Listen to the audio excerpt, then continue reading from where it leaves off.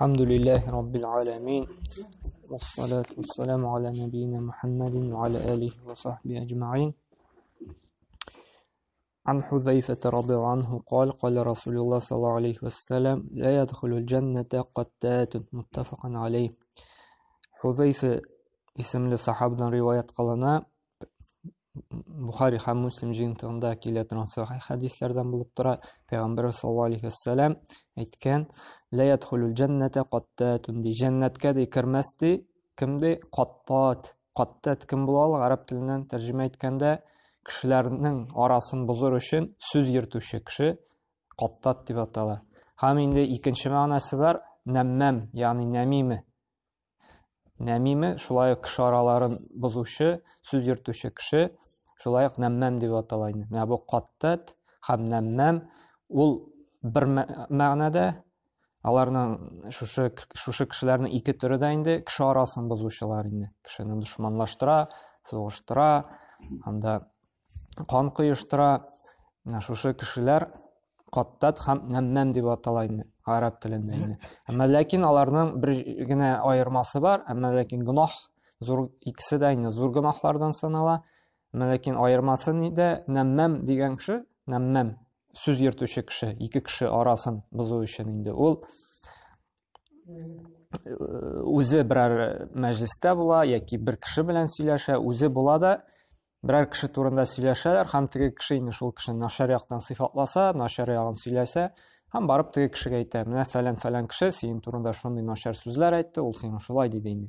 Ham тегесе барып әйтә: "Синең минем турында шундый сүзләр әйткәнең, мине шулай итеп хурлаганың" дип инде. Ham шушы ике кеше инде дошманлаша, араларын бозалар инде.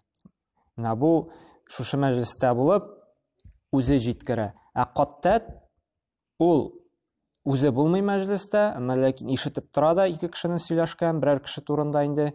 Biror kishini anda yola yag'ib, sugib yoki kimsitib yoki biror нашар sifatini endi ham borib endi shu kishi turында сөйләмә, син турында ике кешене ишеттем әле, шулай дип сөйләп тордылар. Бу кишедә инде шушы кешеләрнең арасын бузучы. Әмма ләкин аермасын иде берсендә беләләр, шушы мәҗлестә булган кеше аларның сүзен тараткан, икенче каттат инде белмиләр. Әмма ләкин икесе дә шушы зур gunoh төркеменә керә инде. Чөнки безнең хадисләрдә килә икән: "Ла ядхулул джаннат", ягъни җәннәткә кермәс дигән инде. Яки хадистә килә анда җәһәннәм белән куркытса, анда ут белән куркытса Пәйгамбер саллаллаһу алейһи ахырга урана җәһәннәмдә булыр, ул утта яначак яки җәннәткә кермәс. Менә мондый төр гунахлар безнең зур гунахлар төркеменә керә. Зур гунахлар төркеменә керә һәм зур гунахлар инде аның азабы каты булачак. Һәм менә шушы хадистә шушы ут белән җәһәннәм белән җәннәткә кирми дигән куркутулар булмаса, алары кичкенә гунахлар төркеменә керә инде. Зур гунахларга инде без беләбез, тәүбә кылырга кирәк һәм аның инде азабы катырак була. Кичкенә гунахларда инде безнең шушы намазларыбыз, намаз белән намаз арасында укыган изге гамәлләребез инде сүртә, уразада Рамазан белән Рамазан арасында тоткан уразаларыбыз, шушы кылган изгелекләребез, кичкенә гынахларыбызны сүртә, Аллаһ Тәгалә кичерә. Менә бу зур гынахлар инде без инде аларга тәүбә кылырга тиешбез, Аллаһ Тәгаләдән афу сорарга тиешбез инде. Һәм менә бу ни өчен соң шундый куркыныч зур гынахларга керә, кеше арасын бозу, хәтта Пәйгамбәребез куркыта җәннәткә кермәс дип. Чөнки асылда безнең ислам дине ул җәмгыятьне, мусульманнарны берләштерергә тиеш. Берләштерергә тиеш, җәмгыятьтә тынычлык, иминлек, бер-берсенә мәхәббәт салырга тиеш. Ислам дине шундый татулык, дуслаштыручы дин булып тора ислам дине. Менә бу кеше каттат, наммам, ул киресенчә шушы җәмгыятьне душманлаштырмакчы була, кеше арасын бузмакчы була. Чөнки ул ике кеше сөйләшә дә, барып тегенең сөйли: "Менә син турында шундый кеше нашар итеп сөйләгән". Һәм баралар, душманлашалар. Мәсәлән, тормыштан да бик күп мисаллар бит. Мәсәлән, ике гаилә дус икән, һәм инде берәр күршесеме, яки икенче бер өченче дустыма бик каты көнче була, аларның дуслыгына. Көнчесе килә, нишләп алар икесе бергә шундый якын дус. Һәм инде ул план кыра башлый, ничек кенә буларны инде талаштырга, сугыштырга. Һәм инде ялганлапмай, яки инде була бит инде кайбер вакыт әйтеп куя, менә шушы кешенең шундый начар сыйфаты бар дип. Һәм бара да сөйли, менә синең турында шундый кеше, сиңа шундый ялаякты, начар сыйфатыңны әйтте. Һәм барып инде тегесен әйтә, нишләп син минем турында шулай сөйләп йөрисең дип талашалар, дошманлашалар. Һәм инде сугышырга да мөмкиннәр, кан куешка да китерергә мөмкиннәр, инде кешенең арасы бозыла инде. Менә бу ислам динендә катгый тыелган. Катгый тыелган кеше араларын бозу, кешене дошманлаштыру. Без киресенчә дуслаштырга, татулаштырга тиешбез.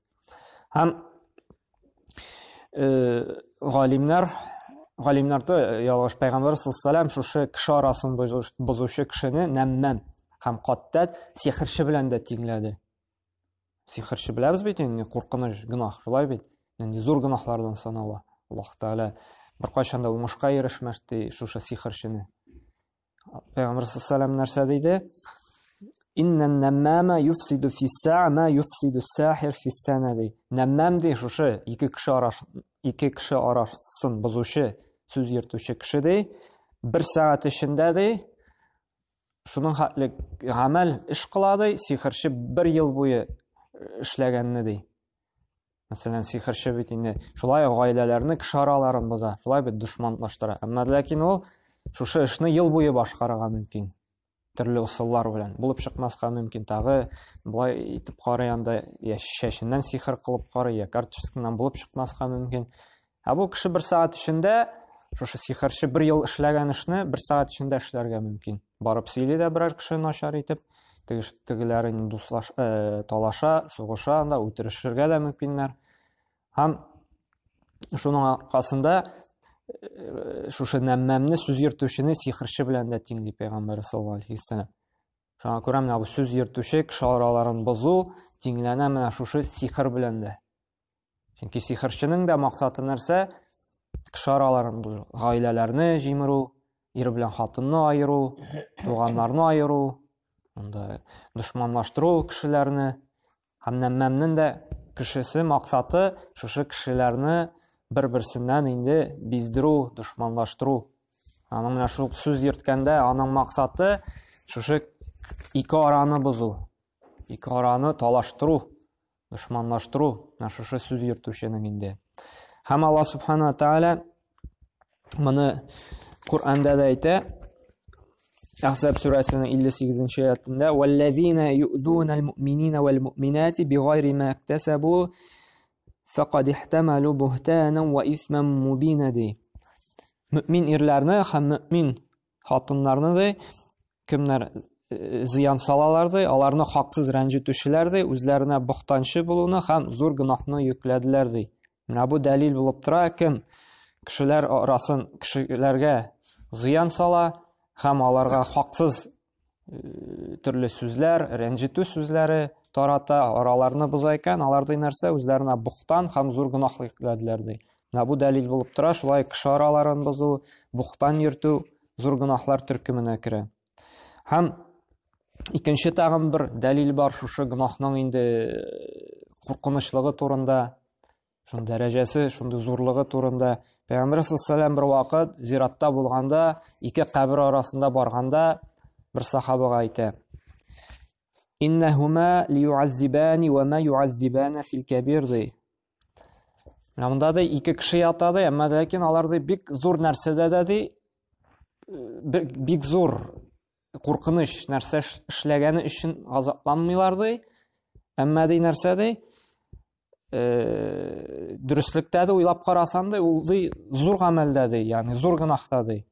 Һәм инде аңлатып китә, нинди гөнаһларсын. Берсе ди: "Әмма хадухума факана ямши бин-намима" ди. Берсе ди шушы кабердә ятган, берсе ди кеше араларын бозып йөри ди. Сүз йөртеп, кешеләрне дуслар итеп талаштырып, дошманлаштырып, сүз йөртеп, кеше араларын бозып йөри ди. Берсе шуның өчен газапланып ята ди. Икенчесе ди: "Ва амма ахир ди факана ла ястатир минал баули" ди. Кеше һәм олы йомышын үтәгәч ди, нәҗесен чистартмый ди, юмый ди. Без бит беләбез, кеше яки олы йомышны эшләгәч, без аннан чистарынырга тиешбез, су белән инде юып алырга тиешбез. Ләкин шул истинҗа кылмасак инде, шушы олы һәм кеше гөнаһтан соң без кабер газабы белән газапланачакбыз. Бу бик мөһим нәрсә. Моны күп кеше белеп бетерми. Шуңа күрә олы һәм кеше йомышны үтәгәч, без чистарынырга тиешбез. Иң яхшысы, иң фазилатлысы ул су белән инде. Су булмаса да чүпрәк яки кагаз рөхсәт ителә. Һәм бу дәлил булып тора, кабер газабы белән газапланачак шундый кеше, кем шушы йомыштан соң инде чистарынмаса, арынмаса шушы нәҗисләрдән. Һәм бу дәлил шушы ике гөнаһка, монда Пәйгамбәр саллаллаху алейһи ва саллям әйтә, буларда газаплана бик алай зур нәрсә белән дә түгел ди. Ләкин инде дә уйлап карасаң да бу бик зур нәрсә. Менә шушы кеше араларын бозу һәм инде шушы нәҗестән пакланмау. Чөнки газап булгач, кабердә газап булгач, ул күрсәтә бит инде шушы гөнаһның олуг зур булуын. Шуңа күрә менә бу хадис куркыта да җәннәткә кермәс ди, шушы сүз йөрткән кеше ди, кеше араларын бозучы ди, нәрсә ди, җәннәткә дә кермәс ди. Менә бу хадис безне куркытырга тиеш, әгәр дә инде без җәннәткә керәсебез килсә. Әгәр дә без Аллаһ Тааланың шундый олуг мөмин мусламаннарга әзерләгән җәннәт бакчаларына керәсебез килсә, аның рәхәтен татлыйсыбыз килсә инде, менә бу гөнаһны, кеше араларын бозу, кеше арасын да сүз йөртүне калдырырга тиешбез инде. Әгәр дә эшләгән булсак инде, гафу үтенеп, тәүбәгә килергә тиешбез. Һәм Аллаһ субхана ва тааля безгә тәүфыйк хидayat бирсен, шушы хадис белән ваазланып, аның белән гамәл кылырга, кеше араларын бозмыйча, киресенчә, кешеләрне, гаиләләрне, туганнарны, дусларны, күршеләрне дуслаштырып, татулаштырып, яшәүчеләрдән, сәбәпчеләрдән булырга насыйп әйләсен. Субханакаллаһу бихамдика ва ашһаду ан ла илаха илля анта астагфирука ва атубу илейк.